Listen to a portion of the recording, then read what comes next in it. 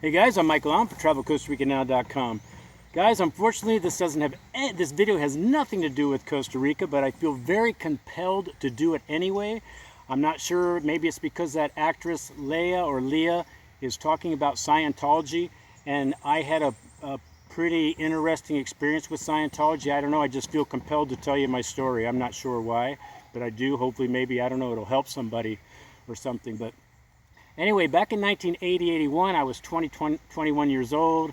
I was working, I was taking some classes at night, you know, but really, the only thing I was really in my mind at the time was, you know, sex and if I was going to have enough beer money for the weekend. So my mind was pretty much a vast wasteland at that time anyway. But so I got this questionnaire in the mail. It was a personality questionnaire. I mean, it must have taken me 2 hours to fill this questionnaire out.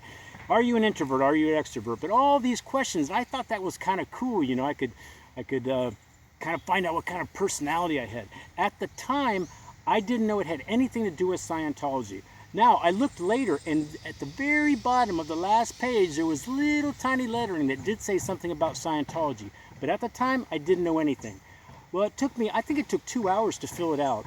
I sent it in just kind of as a lark, you know, what the heck. So I don't know when it was, a week later, whatever it was, the phone rang and somebody goes, "Hey, Mike, I got your personality questionnaire. You know, when can we talk about it?" You know, totally used car salesman, totally my bestest of friends. And I was like, this is kind of a strange phone call. But he's like, "You know what, we can discuss this." And he said, "Just come on down, well, you know, it won't take very long." And it just so happens, well, actually, I don't think it just so happens, but the Scientology, again, I don't know it's Scientology, but it was pretty much next door to the school I was going to, which I'm sure is very much on purpose. But anyway, I was thinking, well, what the heck? It's right there. So what? I'll go. I'll check it out. I'll find out that I got this bubbly personality. Anyway, so I went. I can't stress this enough. I did not know it was Scientology. I had no preconceived notion. I had no issue. I just thought this could be kind of interesting and fun. I'm telling you, I pulled up, I walked through the gate, and I swear to God, the energy, the evilness, the karma, it swooped on me like it's never happened to me before that time, and it never has happened to me since. I could not believe, it was like rocks on me, and just, I felt terrible. It was like evil was lurking there.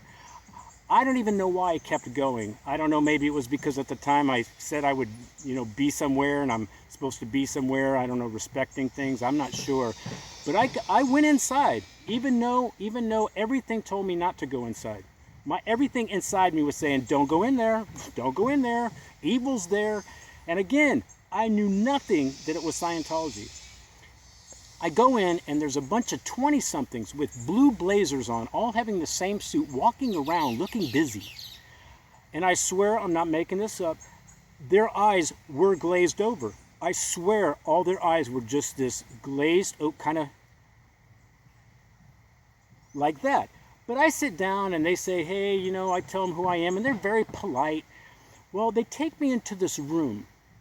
I was the only one in this room, but about 15 people could have sat in there. They had like a little theater projector thing set up. And next thing I know, I'm in a dark room listening to L Ron Hubbard. Now, I know it's Scientology now, okay? So I know now. And I knew a little bit before then.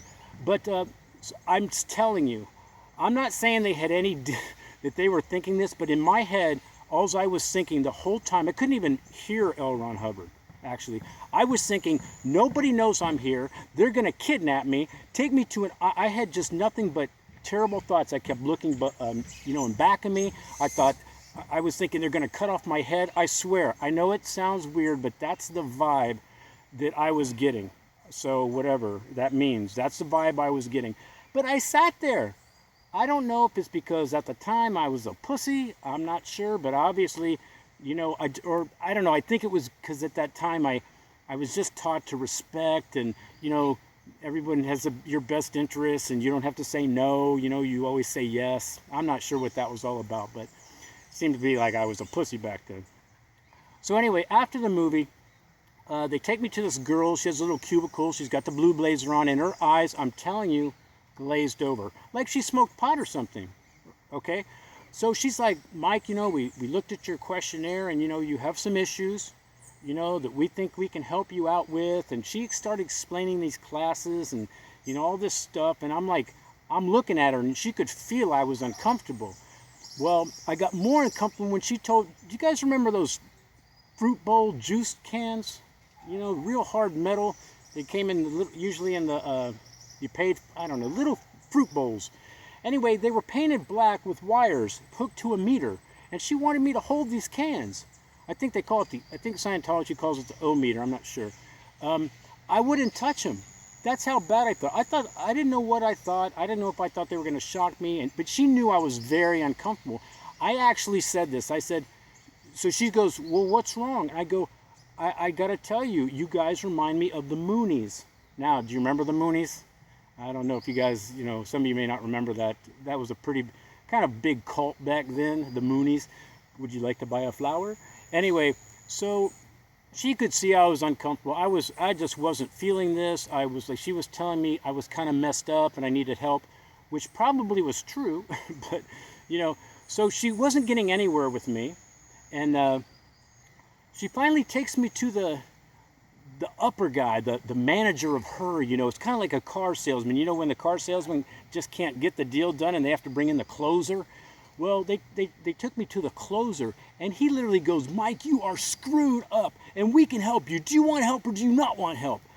I sat there again like a little pussy, and he kept boom, boom, boom. Finally, I grew a pair and pretty much told him to fuck off, actually. So finally, I was all right. But so I walked out of there. I got up and walked out. But I'll just never forget the vibe, the karma, the energy, everything that was just nothing but bad. Nothing but bad. And I don't know, maybe some of you guys have some other experiences. And I'm not saying when I was there that they were going to do anything to me, kidnap me. But I'm telling you, that is the vibe I felt. And that is my experience with Scientology. I did research it after that just to kind of check them out. I actually do like kind of what they teach. I like that they teach personal responsibility and that kind of thing. But I don't really like the way they do it, tell you when you're done, classes, the whole thing. But anyway, that's my experience. Never felt anything like that before or since, and just wanted to share it. Not sure why, but I felt compelled. Anyway, guys, I'm Michael Allen, travelcostarica.com. Peace, guys. Hope it helps.